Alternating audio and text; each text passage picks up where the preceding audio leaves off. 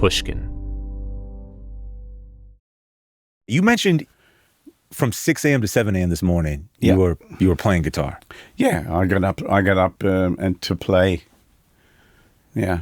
Is that an everyday occurrence? Not always. Sometimes, if I'm touring a lot, sometimes I need that time to sleep, and I can play later. But I wanted to be. I knew I had an early start here today, so I wanted to be already playing. Wow. It's like you start your motor. Yeah. I mean, I don't try to push myself first thing in the morning. I usually play songs that I really enjoy playing, that I can play quietly, because I don't want to wake up the person in the room next to me in the hotel. Right. I was going to. I mean, yeah. Do you get complaints in the hotel rooms? One time, a friend of mine and we were rehearsing for a show, and there was a knock at the door, and it was the reception lady, and she said, "Oh, the guy next door said you're making a terrible noise in here," and I said, "You tell him it's music." Yeah, and people are paying money to see that tonight. He's getting a free show. Well, these things happen. You got to be thinking of others in that situation. Yeah, and if there's something in my practice that I need to work on, say if I'm going to try this song that I haven't played in a while in the show tonight, I need to run it down. I need my brain to know where my hands have to go. But you don't do set lists, right? You sort of improvise on stage in terms of what you're going to do. Yeah. Well, at the moment, I've got a new album out called Living in the Light. And so I generally open the show with like 4 brand new songs. Wow. Just to do something different, And that always is... sometimes it works really great. Other times I think I should have done this earlier, or maybe I should have started with something slower, and But I've been coming out like one song after the other, bang, bang, bang in the first part of the show, and it always gets me into a good. Spiritually, physically, in a good place, because I'm already pushing myself. Amazing. Would you mind just doing something you might open a show with? Sure. You want to hear it now? Yeah. I'll play it for you, and you'll hear where it goes to color. Great. So it starts out with rock plus roll.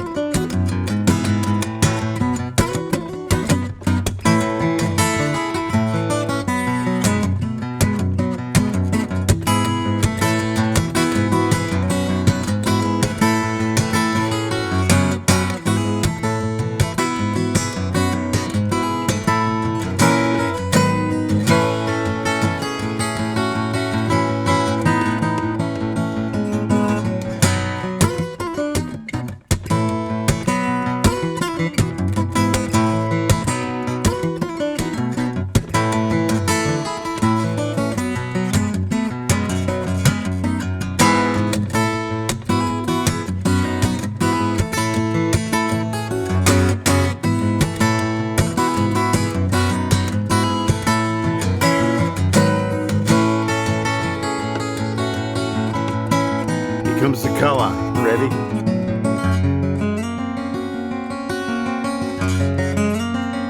Woo! Yeah.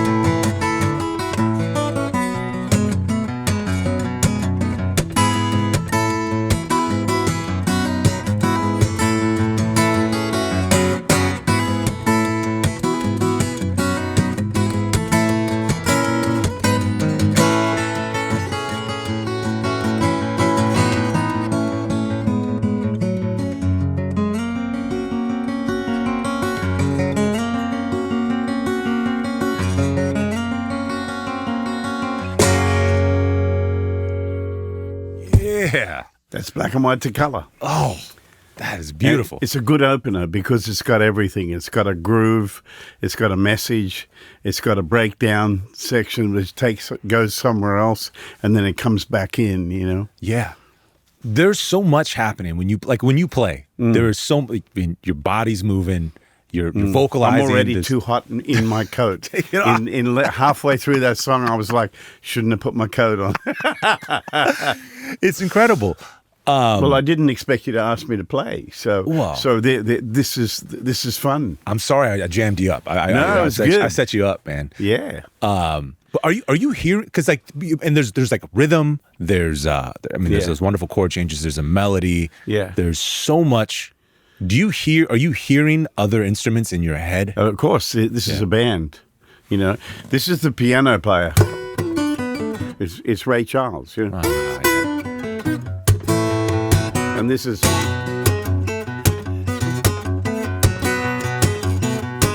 So there's the drummer, right? And then the bass, right? And then the rhythm.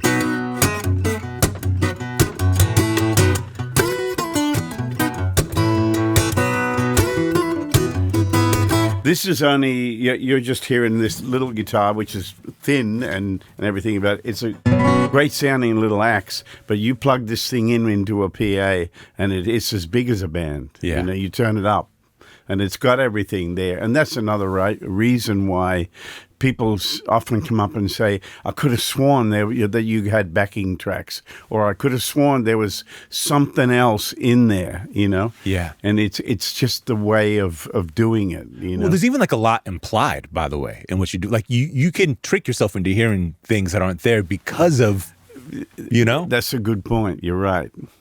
That happens a lot when I listen to you, because I'll start to hear I mean, you're already doing a lot, but I'll hear even more than what's happening because my mind's filling things in, you know? Yeah. Well, the other thing is that when you leave it hanging, the time is still there. Yeah. Because the time's internalized inside me. Right.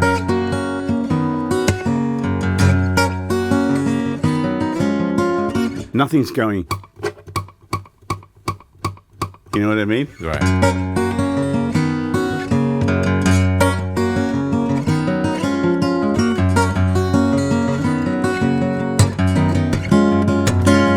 Then I stayed at so I kind of put a bit of pressure on it to say this is the groove right here. You know? Yeah. So the first part.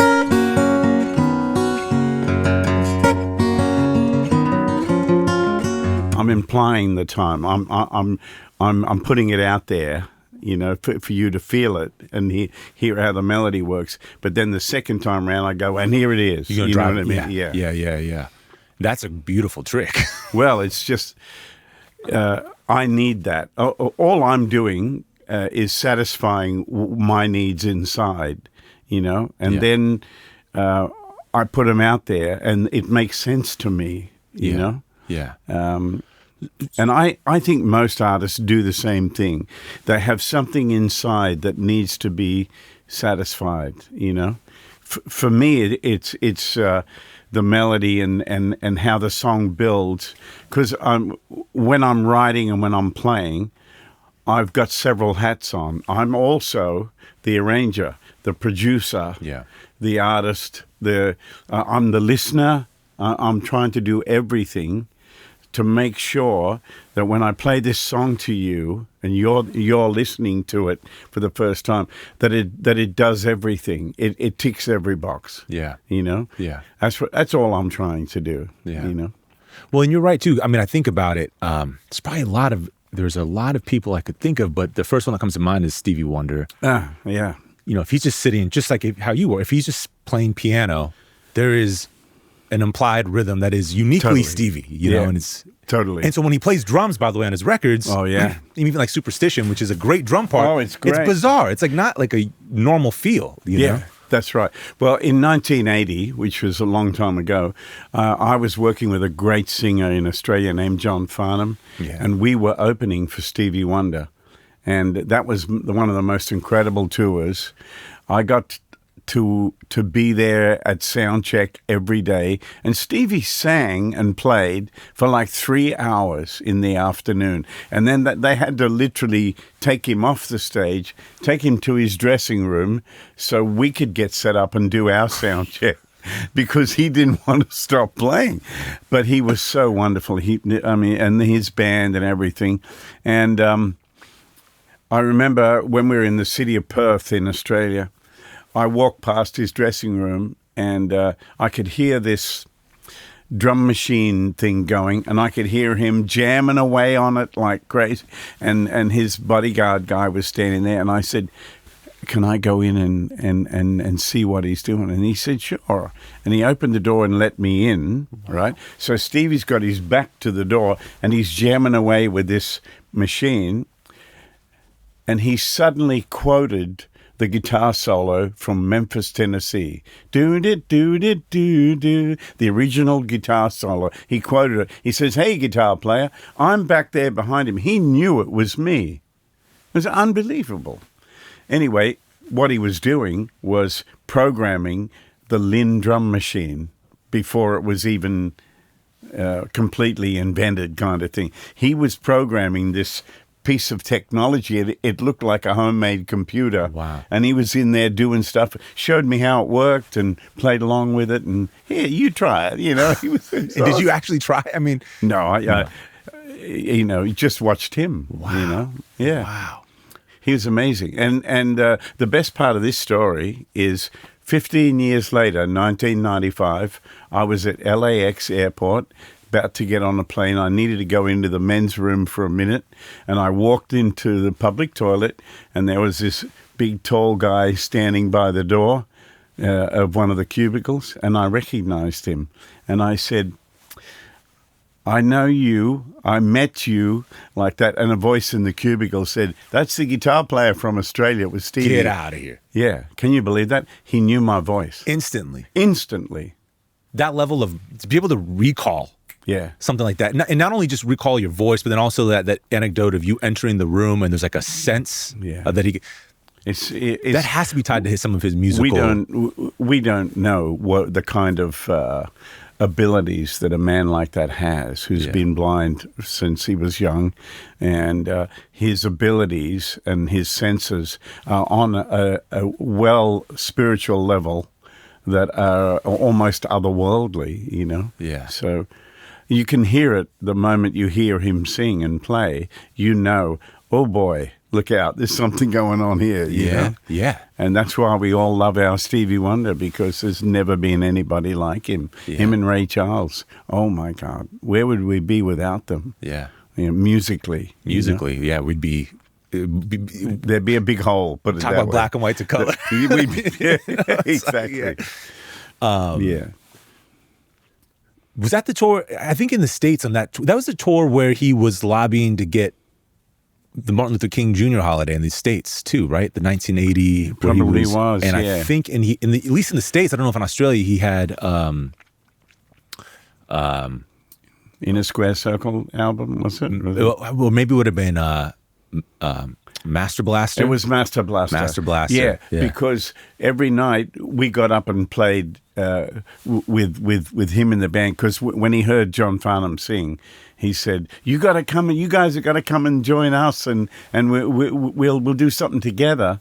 And and Ben Bridges was his Stevie's guitar player, and he invited me to plug into his gear, and we just jammed together on "Happy Birthday to You." Yeah, and then we were into Master Blaster. Oh, amazing! It was awesome. Dennis Davis was playing drums, and he was so nice to work with too. And our drummer David Jones jumped up on the kit, and Dennis just took off one of the toms and just danced around and played the tom while our drummer played. You know, it was just, that's what it was like in those days. See, if you found somebody that you really click with, you got together. You know.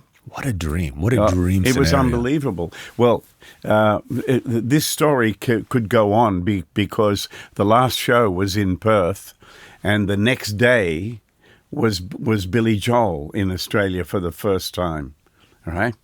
And so we were all staying in the same hotel. So I got to meet Billy and his band and everything, and we all hung out. And then after the show, the hotel put ropes across the bar area, so the public had to stay out. And we hang around the piano here. So there was me and Ben and David Brown from Billy Joel's band. There was Billy, Stevie, and John Farnham at the piano. And we were just jamming tunes. And Stevie Wonder knew most of Billy Joel's songs. What? He could sing them. Yeah. It was unbelievable. That is that's an amazing. It's pretty wild. I would. It was a long time ago. Wish that were recorded. That's one of those things. You know, it's the same thing with the day that I met Chet Atkins, and we played together. There was a cassette player with a microphone set up on the table, and neither of us thought to record it. Oh. You know, we played for hours. Oh. And never recorded it. Do you remember what you played? Was it repertoire or was it just? It was tunes that were popular kind of jazz tunes, you know, like "Lover Come Back to Me" and "Caravan" and tunes like that. Yeah. You do a great version of "Caravan" on. You had a trio record, "Passing Through," from a few years ago. Oh yeah, you know about that? Yeah. With you, it's you. Me and Ian Date and the fiddler Ian Cooper, the incredible violin player. You guys play off each other wonderfully. On that was recorded in a heartbeat. That whole album, really? You know? Yeah, just put it together quickly, and it's a great album. All that stuff. Thanks. But playing with Chet, that must have that had to be. Were you nervous? One of the greatest days of my life, you know. I'll just never forget it. And you know, when I was a little boy, and I'm trying to collect Chet Atkins records and all that, and I had a little portable turntable with a speaker in it that my mum had given me, and I said many times, I'm going to meet him and we're going to play together. Like that, and I'm just a kid, you know. And my mother said, "I believe you will. You know, you just keep at it, you know." And I believe you will. And sure enough, I ended up writing him a fan letter. I was 11. I wrote this fan letter, telling him that I was listening to his music and trying to work it out and all that. And could he send me a photograph with an autograph on it? And about 2 months later, I came home from school, and my mum said, "Go into your room. There's something on your bed." And there was this big brown envelope, and it had American Eagle kind of stamps, and you know, my heart started going like this. And it was a letter from Chet with a black and white photograph signed to me. Incredible. And I remember when I opened it, it was just like pristine, you know. It had RCA Victor, you know, blah, blah, from the desk of Chet Atkins, all written in gold at the top of this thing, you know. It was all typed out and his signature on the bottom. That from all the way from America to Australia. I mean, it had to feel like incredible. To nowhere in Australia. I was just a kid going to school in a little town called Parkes in Australia. And but I was already dreaming. I'd already seen coming over here. You know what I mean? I'd already dreamt it and had that vision in my mind. And this is what leads me when I'm talking with young guys now who you know, they want to be doing what I'm doing. They want to be a concert player. They want to get out there and tour the world and all that. And I always say, you know, where's your vision? Where do you see yourself? Where do you belong? You know? And because I always knew I was a concert player, I just didn't know how I was going to get there. And I had to do the hard road. I had to play every musical situation I could. I had to play where people didn't listen to you. I had to play in bars where I was underage and all that. I had to play for free a lot. I had to play for food. and all that kind of stuff. And I ran away from school when I was 15, and because it was a waste of time to me. I needed to get to work. Yeah. You know? And your mom understood that? No, I broke her heart. Really? Yeah, because she wanted me to finish high school and get a higher school certificate. And I was more interested in going to Sydney to play with the big boys.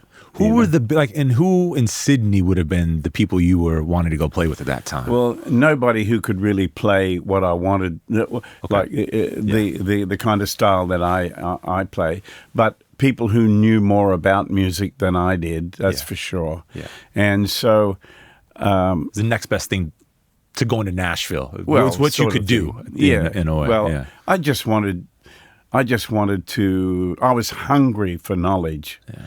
I was hungry for it, and I still am. Yeah. You know, and I'm hungry for experience as well, because you can't play anything meaningful without experiencing life. Yeah. You know. Yeah. And that's why when we listen to a teenager like Stevie Wonder was playing, "You are the sunshine of my life," you know. Yeah. How does he do that? It's a gift. It's otherworldly, you know. Yeah. So anyway, I wanted to move to Sydney, and I got some people to help me get down there, and I rented a room. I got a day job. And then I auditioned for different artists and stuff, and people laughed. They just outwardly laughed when I walked in for the audition, because I was a 15-year-old kid. And you know, who do you think you are? What do you think you're going to do? Well, let's just play the music, and you know. And I knew all the songs. I knew all the vocal harmonies. I knew I could quote the record if it was a song I'd learned from a record. Amazing. And I was ready to go. You know. And electric at that point. Electric. Yeah. Did you? I mean, and it was quite a interesting road to what you're doing now. So when you had that vision as a kid, a youth, of concert playing, was it more who was it in the vein of at that time? If you had to imagine it. Well, when I played tunes, I was playing them kind of a Chet Atkins type style. Okay. But I was listening to Gordon Lightfoot, Neil Diamond, Carole King, James Taylor in the 70s. All the great songs. I mean, and Stevie Wonder, Ray Charles, Jerry Reed, you know. People like that. I was listening to what was on the radio, the Beatles, the Rolling Stones, and all. When I was young, I thought the Rolling Stones and the Beatles were so out of tune, you know, and I just couldn't understand it, because I was so used to listening to Chet Atkins, who was so in tune. It was unbelievable, you know. And you listen to a Stevie Wonder record, and his vocal is so unbelievable. And you know, and when you hear guys playing in and out and singing in and out of tune, it's kind of weird, you know. What do you think about it now? I totally love everything they've ever done, and I totally get it. But when I was young, I mean, that's the only filter I had. Yeah, you know. Is the difference between when you're a young kind of hot shot player and you're listening to Chet Atkins, and it's precision and it's beautiful, but there's a lot of soul in Chet too, but it's clearly there's that other bit of it that's just you know, just another level of talent. And then you're listening to the Beatles and the Stones, and it sounds slightly out of tune. Is that the difference between learning to be a player and learning to make records? Or no, I think the lesson, when I look back on it now, was how good are the songs. You know what I mean? So I could tell you in my own recordings where I could have got the tuning a bit better, but the feeling on the track was exactly the right one, and I was willing to live with it. And I think I learned that from, you know, hearing the Rolling Stones and going, that's a bit out of tune, but boy, doesn't it feel good. You know what I mean? Yeah. I had to learn that. And like I was saying, you know, you just got to grow up a little and see what works, you know. I mean, I still, it still bothers me when a person comes up to play for me and they're not in tune. It's like, hang on a sec, just take a second and tune up, you know. And I have an artist who's opening for me on tour, and I kind of say at the start of the run, you know, make sure you check your tuning when you come out, you know, and I'll do the same. Before I introduce you, I'll make sure I'm dead in tune and all that. So when we start to play, that it just is right on. And there's been quite a few people who opened for me who walked out and we went into it and it's like, that's how to tune. And they're smiling away and I'm like, no, this is not good enough, you know? No. Yeah. But, yeah, tuning is so... It's so everything to me, you know. There are people like Paco de Lucia. The last couple of times that I saw him, I didn't see him tune once, but I never heard anything at all, even the slightest bit out of tune. He was so perfect in his tuning and his playing and everything that, you know, it was otherworldly, like Stevie Wonder. It was like Paco was just another one of those gifted, incredible guys, you know. One of those things you just can't explain, probably, right? Yeah, he's that good. It's on another level, you know. And you never see him, you know, looking at a tuner, or he's just like he's ready to play, and away he goes, and it's perfect. And then he goes into the next song. And it's perfect again, you know. I was watching a video of him recently from, like, I think 79 or maybe it was early 80s with John McLaughlin and with John and Al Di Meola. With Al Di Meola, but I think this one was just solo for some reason, or just the two. It was just Al and Paco. Yeah. And one of the comments was, man, Paco just smoked Al. I was like, I don't think Al has a problem with that. No, I don't think Al was even trying. Al's awesome, but there's only been one Paco, you know. And insane. I worked with him in Germany, and I played the first hour, and he played the second hour, right? And I cried through the whole show. It brought me to tears. It affected me emotionally on a deep level that very rarely happens to me. But as soon as he started to play, I was totally gone, you know. When something like that happens for you, like, is there any part of you that consciously or unconsciously wants to or incorporate something from that into your own playing? Of course. Emotions are such an important part of my show. You know, I want people to forget their troubles. I want people to be engaged in a way that they're not thinking about, you know, money, health, the future, children, or whatever. They're having a break from that. That's my job.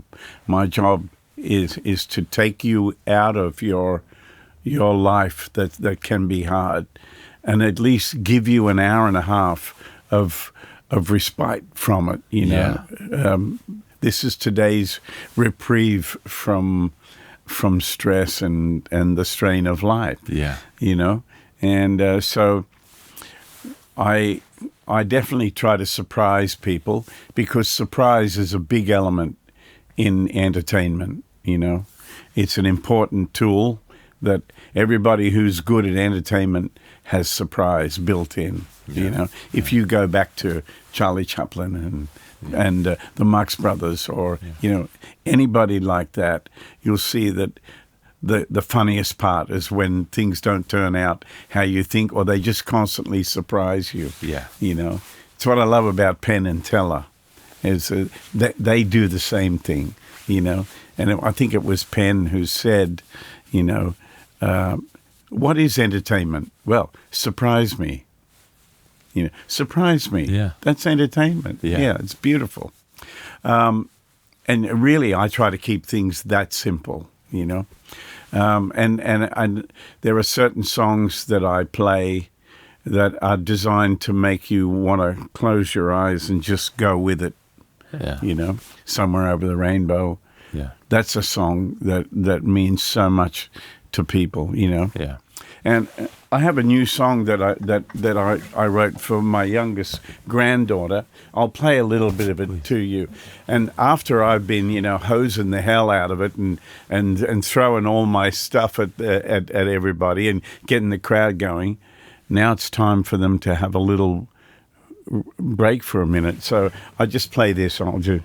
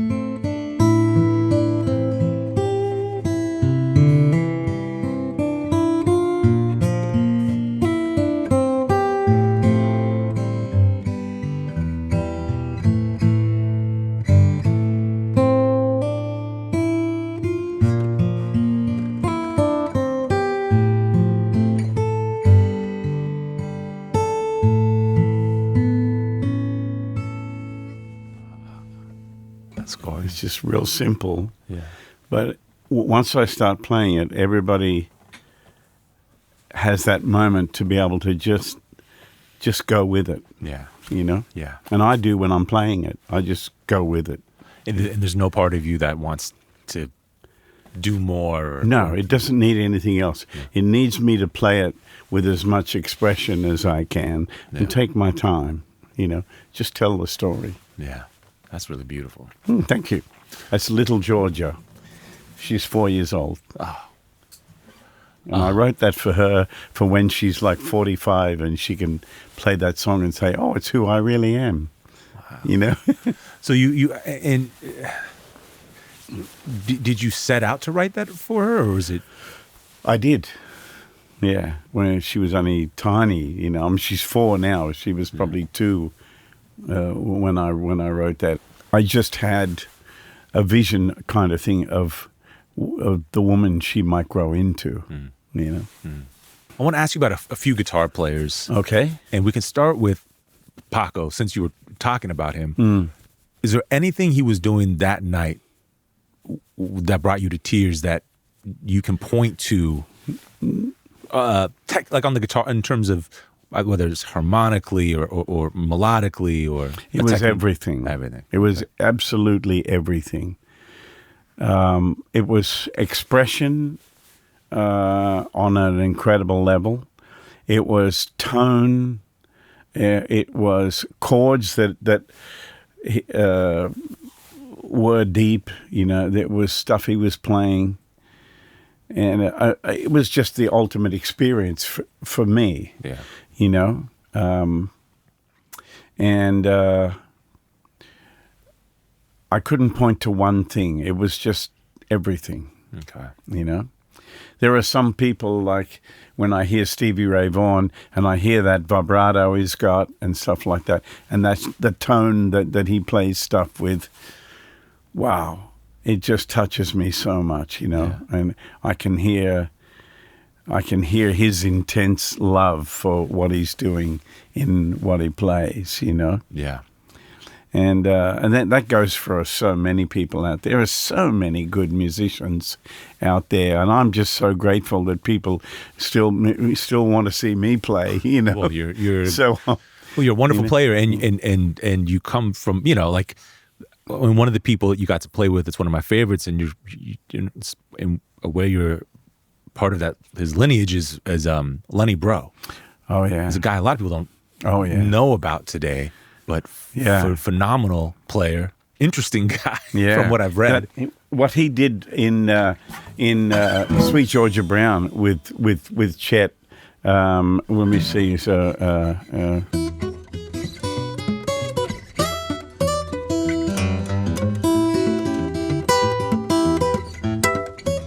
And he goes.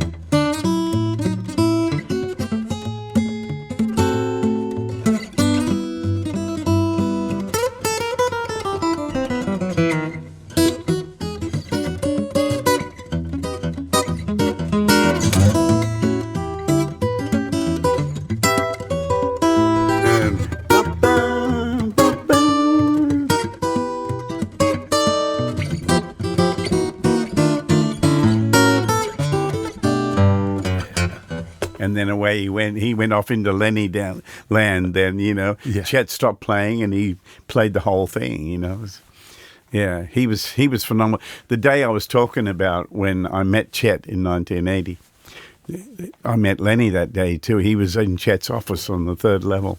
I took him to his gig that night. Was he as wild as they say? He was freaked out. He's a beautiful soul. Wow, he was a beautiful person, and had a massive gift, you know.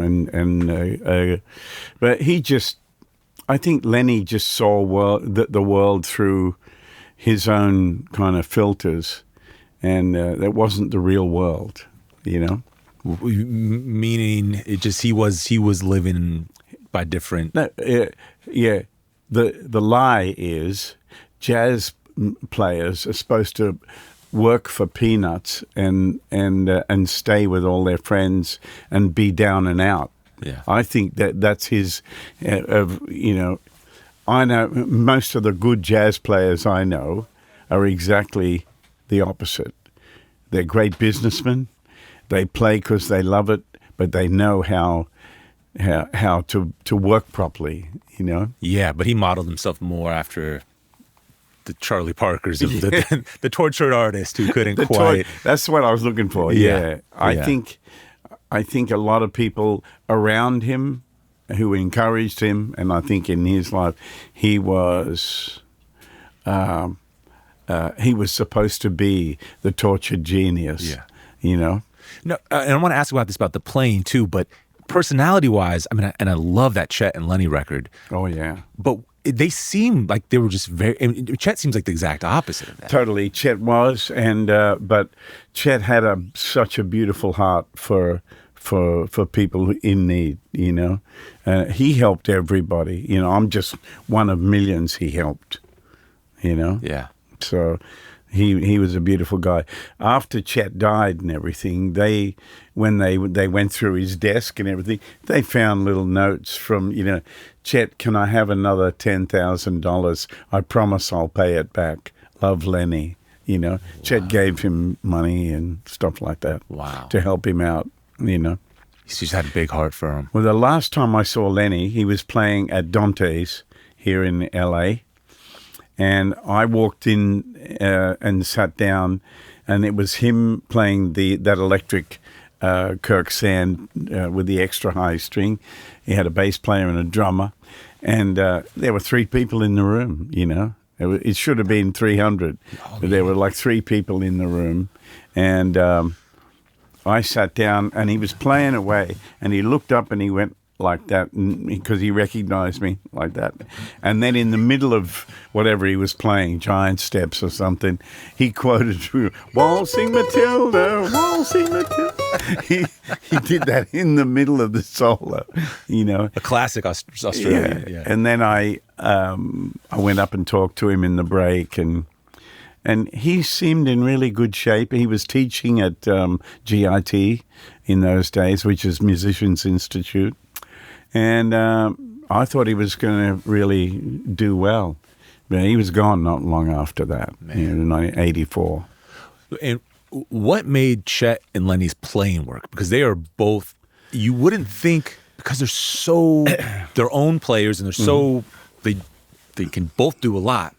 Well, I can relate to it because when I play with people like Martin Taylor or Frank Vignola, who have a much bigger, bolder chord knowledge than I have, I'm the melody guy. Okay. You know what I mean? Yeah. So if you think about what Chet played in that,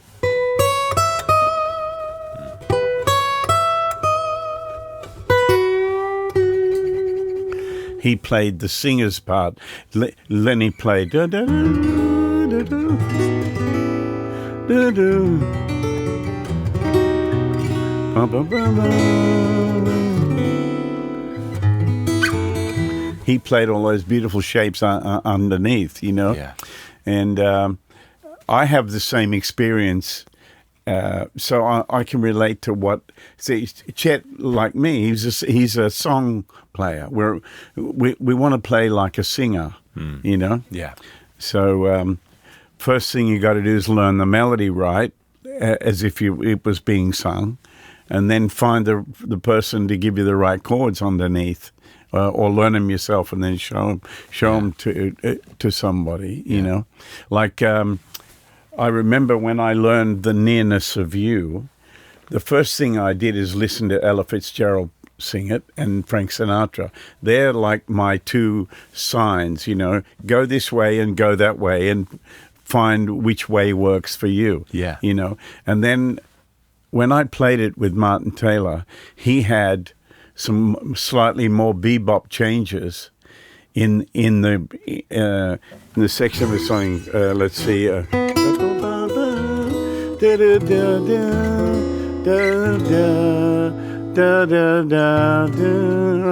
His is da da da da da da da da da.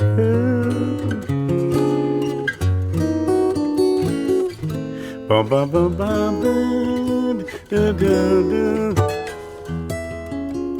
da da da da da da. See that? That's like that piano sound. Yes. Yeah. So the original was ba ba ba ba ba da da da da da da da da da. It went to that sound. Oh no. Like that. Yeah. So it was a little more orchestral sounding, you know, and I like that kind of piano thing, you know. Oh, you like what he did? Yeah. Yeah.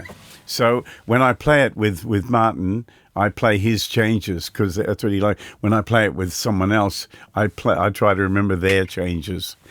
So they're in their zone, you know? Okay. Yeah. And also, the other thing that I think I learned from Chet was, like, when the bridge comes around, if you listen to the bridge in The Nearness of You, Ella Fitzgerald just sings it exactly almost how it was written. Da, da, da.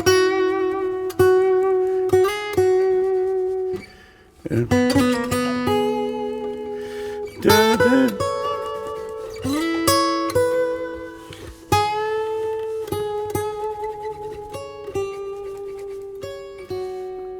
Just as simple as that. I don't need to be going, you know, because I can do, you know, look at all this stuff I know. Yeah. I purposely stay away from that, you know, to honor the song and to play the song right. Yeah. You know, there's guys out there, like, I remember the first time I saw George Benson. It was about 79, and George was just like, he was so damn good. It was like, from the very first bar of the first song, your jaw hit the ground and it never came up. You know, it was so incredible. And I bought tickets to both shows that he did. He did a matinee and then an evening show, and I went to both shows. And he was beyond anything I'd ever seen. Wow. You know, and he started with.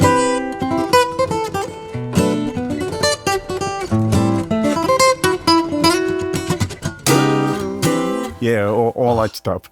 And but the stuff that he improvised to start the song was like, it just blew everyone away, you know. And two of my dear friends who were teachers at the conservatorium in Sydney in those days, they were begrudgingly going to the show because I bought tickets for them, and they're like, we don't want to see this guy. We want a real jazz musician, you know. And of course, George, in the first song, they were like, yeah, and they said to me afterwards, well, we heard more music in his cadenzas than we've ever heard, you know, and that's what he was like. That's the thing about George Benson. It's like, you know, because he can disappear into the song. Like, you know, I mean, he can be the pop guy, but he's, you know, everything he does. He could be a bebop guy. He could, I mean, he has it all. He has if you go back to the early records, you know, It's Uptown and George Benson Cookbook. Oh my God, some of those tunes, it's so extraordinary, you know. And, when you talk with George about his early days, he can tell you who he listened to and what they played and where he got ideas from the organ players and horn players. I mean, just everything. He remembers everything. He's got an amazing mind. Incredible. Do you remember hearing Joe Pass for the first time? Oh, yeah. Well, when I first heard Joe Pass, I was still discovering jazz. You know, when I was young, we didn't listen to jazz, you know. We didn't listen to classical music either. I had to get away from my family environment and move to the city to meet people who were big into a music that I'd never experienced. And it was somebody opened a door for me, and I saw some guitar players, and I said, what the hell is that? What is this thing you do? And he said, oh, it's Wes Montgomery, you know. It's who's Wes Montgomery? Well, here's some records. Go away and listen, you know. And then, you know, you got to listen to Joe Pass. You got to listen to, you know. And I discovered all those guys. I was about 18, you know. And it was just a whole new world for me, you know. Yeah. And over the years, one of the things that I noticed about the players that I really loved is that you could sing their solos. You could learn how to sing what they improvised. Yeah. Because it was so singable, you know. It was beautiful. Yeah. And Chet always did that. With his solos, you know, anybody who's listened to Chet, they'll go straight into singing his improvised solo because it's totally singable. Going back a bit to our Stevie conversation while we're talking about those guitar players, and just about how there's something maybe extra sensory happening with Steve, even though he doesn't have one of his senses. There's certainly something extra sensory happening with him. Oh, absolutely. Do I have it right that you learned how to do harmonics like Chet Atkins through a dream? Yeah. I don't tell this story on stage, but the truth is that I wanted to make this sound. I'll show you what I'm talking about. This sound here.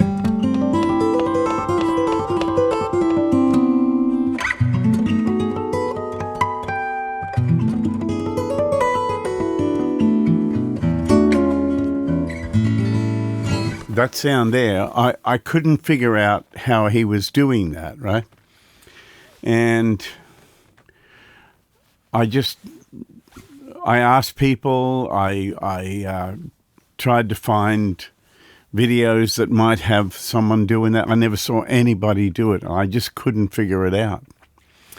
And one night I had a dream, and in the dream was so quick, and it was just it was simply this. It was like a red velvet curtain.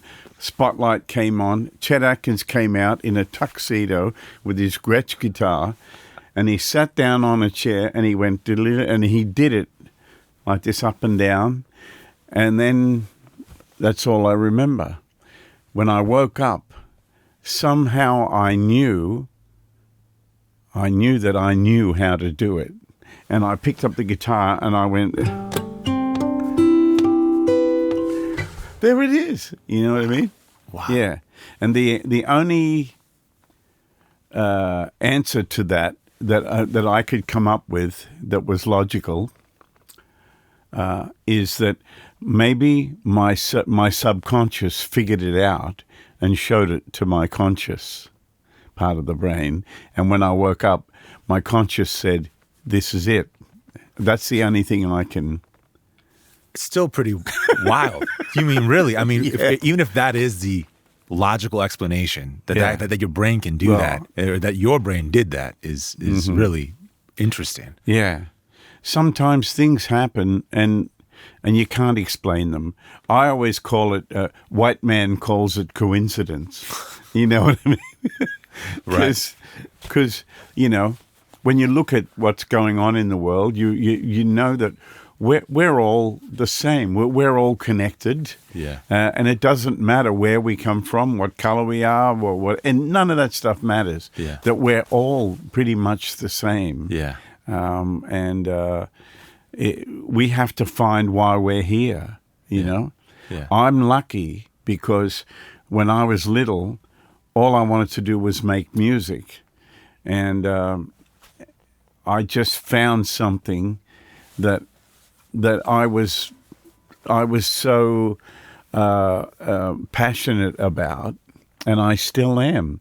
I still want to play as much today as I did when I was 6 years old. You know, it's the same, it's exactly the same passion. It's just ignited by the amount of information that's coming at me from the people I listen to. See, a lot of guitar players don't look at the big picture, you know, and those years from 1970 to 1980 were really important in my growth and my knowledge as a songwriter, as a player who can write a song.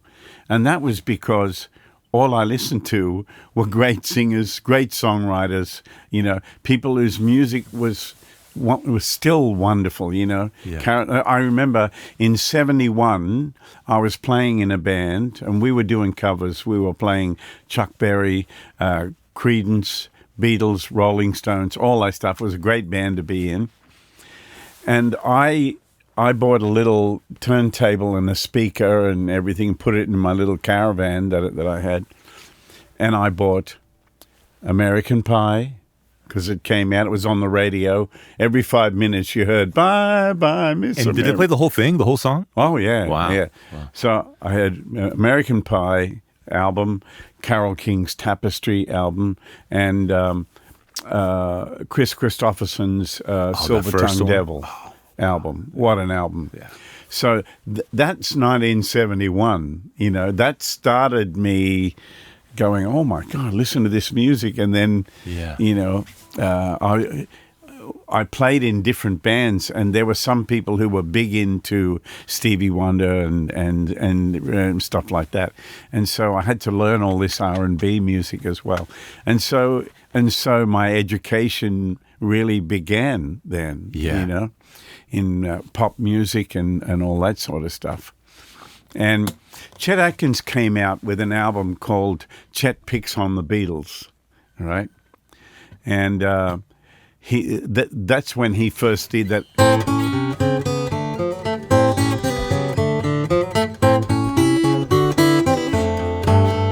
Right? That laid him down. And I worked out how to do that, and then I started messing with it, giving it a backbeat.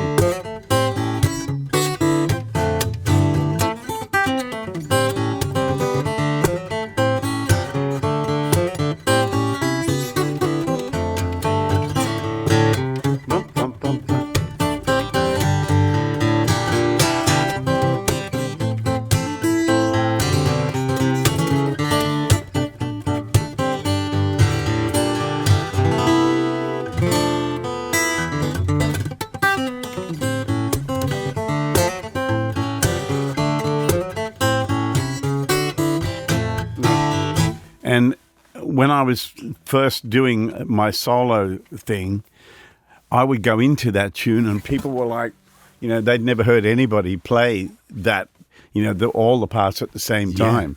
And so I was only doing Lady Madonna that way. So then I started working out other things like...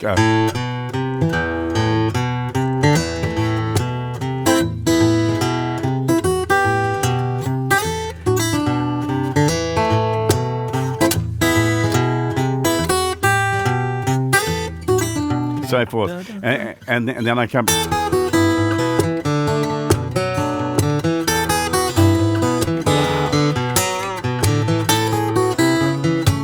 Right. You can train yourself to do that stuff. You just have to work it out and then be willing to put the time in. You know what I mean? Because someone who hasn't played a lot comes up and says, I want to learn Lady Madonna. And I said, well, you're going to have to learn it bar by bar because it's two completely separate parts. So you got the piano part. Right? You got that? Then you got the melody part, Paul McCartney's singing bit, right? So you got to do the two at the same time. Right. So here's what it sounds like at a learner's pace. You ready?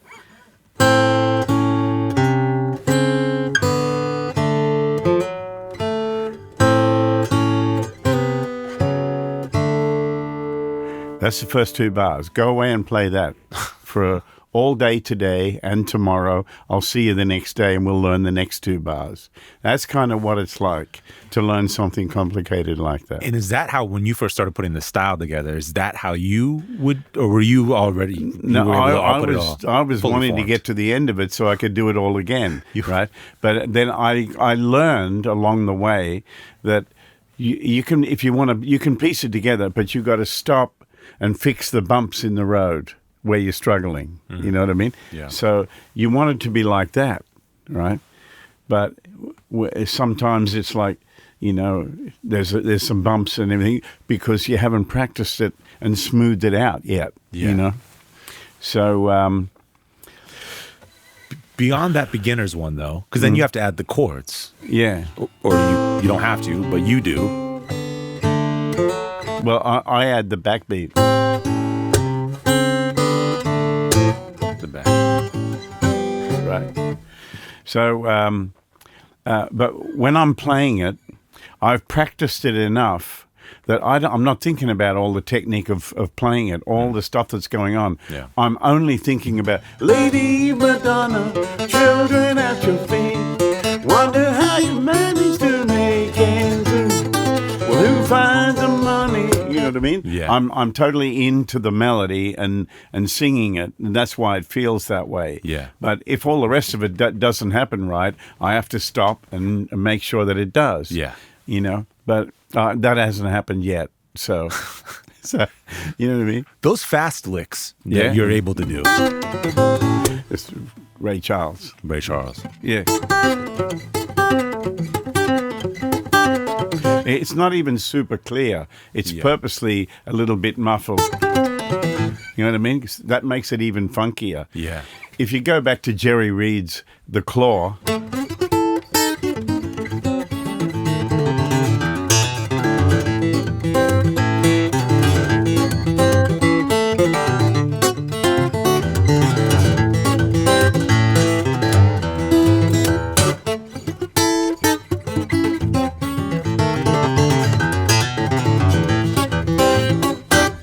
Right, so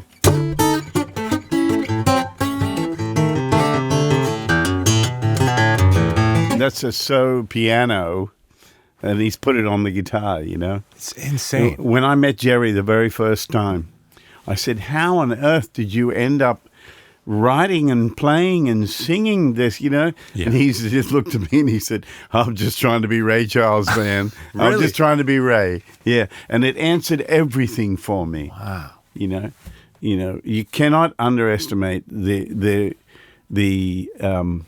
influence of Ray Charles in modern music, in all music. Ray has his place up here. Yeah. Incredible. I have a daughter, Rachel, and we purposely named her Rachel so we could shorten it to Ray and just say his name all the time. That's great. That's great. Yeah. And at this point, have you done this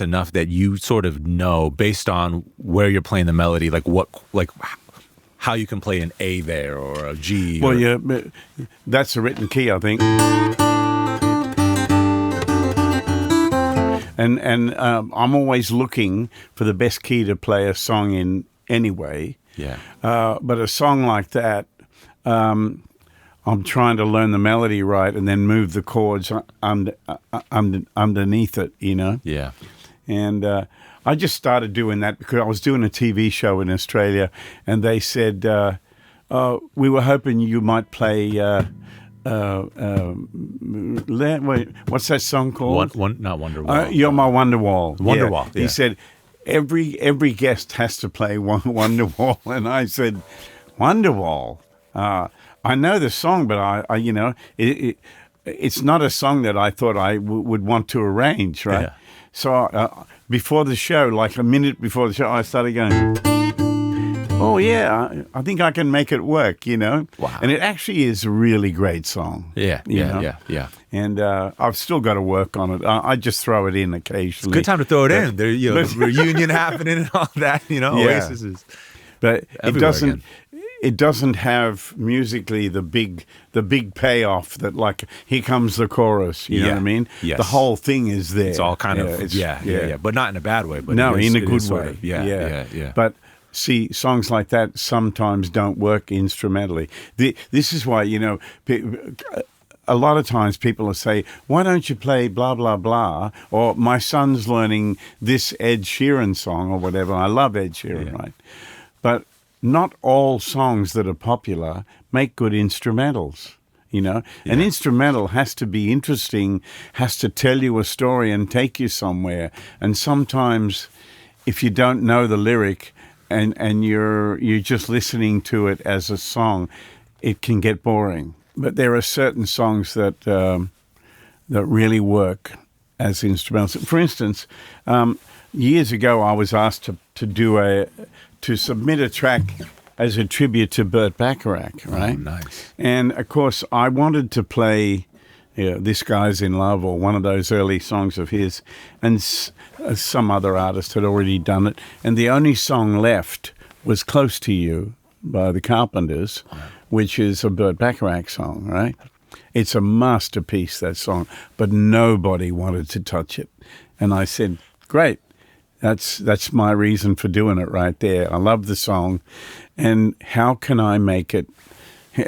How can I breathe some new life into a song that's been done so much? Yeah, you know. So I went looking for the right key to play the song in. Right. I listened to the Carpenters version several times. I knew it anyway because I learned it when I was a teenager. But so I put the melody.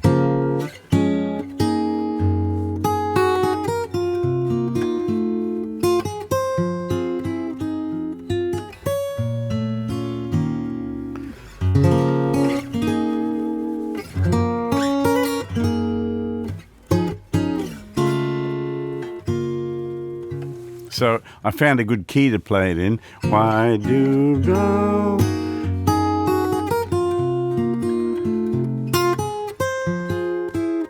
So you got the melody. Do do da then do do da. And I made sure that at every turn it was unresolved, then resolved. So like that, you see? Yeah. So.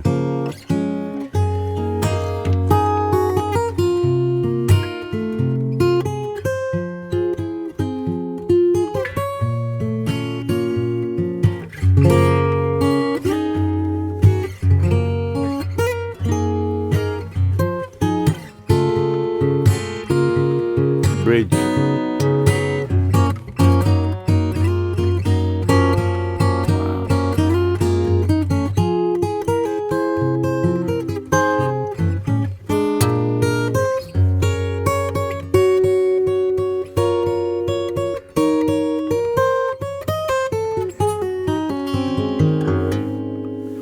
That is why all the girls in town follow you all around.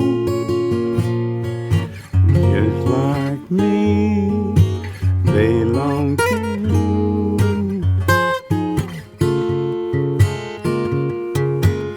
right? And it's still playing the melody how it was the composer intended, but I'm doing it all I can to make it colorful and different, you know.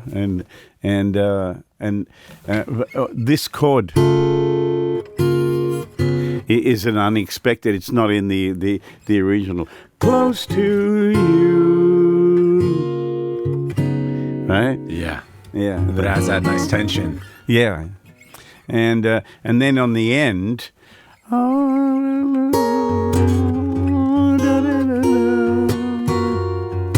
close to you. The second time,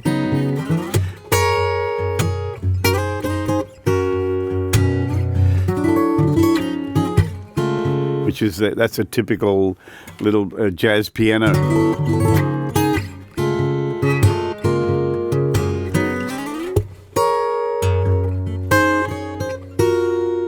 Now the ending, close to you, black and white to color. It ended in a different key. Yeah. Yeah, so these are some of the things that are really simple ideas that I picked up along the way somehow. And that's an example of how you can use them to make something that has been played a million times, make it interesting. Yeah. You know? Man. So, Tommy, it's been amazing talking to you. And you. So many more things. I mean, I have a lot more. I want to ask you about Air Supply. And touring with Tina Turner, but, you know. Well, you can ask me whatever you like. Well, we can save it for next time, too, man. Or okay. Well, although, screw it. You toured with Tina Turner. Yeah. Well, I was in the band that were opening. You know. Right. And that was a great tour. It was 1987, and it was Break Every Rule tour. Yeah. And but I have an interesting Tina Turner story because her manager Roger is an Australian. That's right.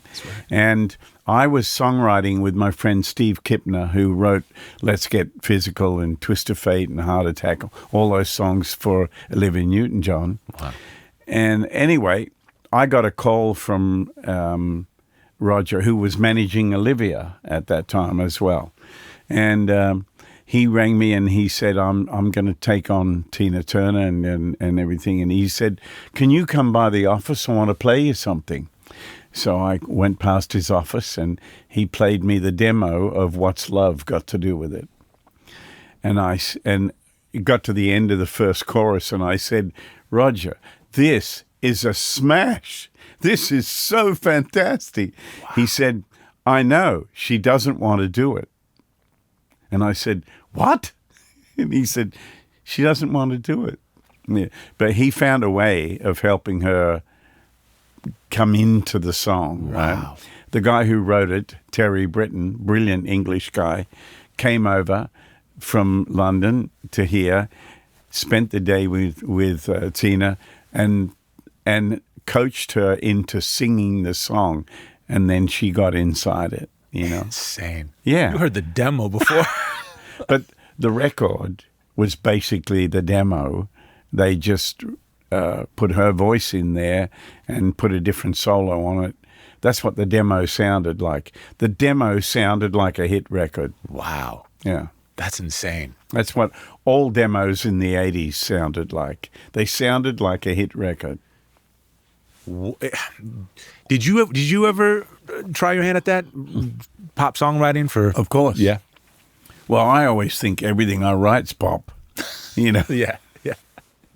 Now it's grand pop. Right. Yeah. No. Now it's.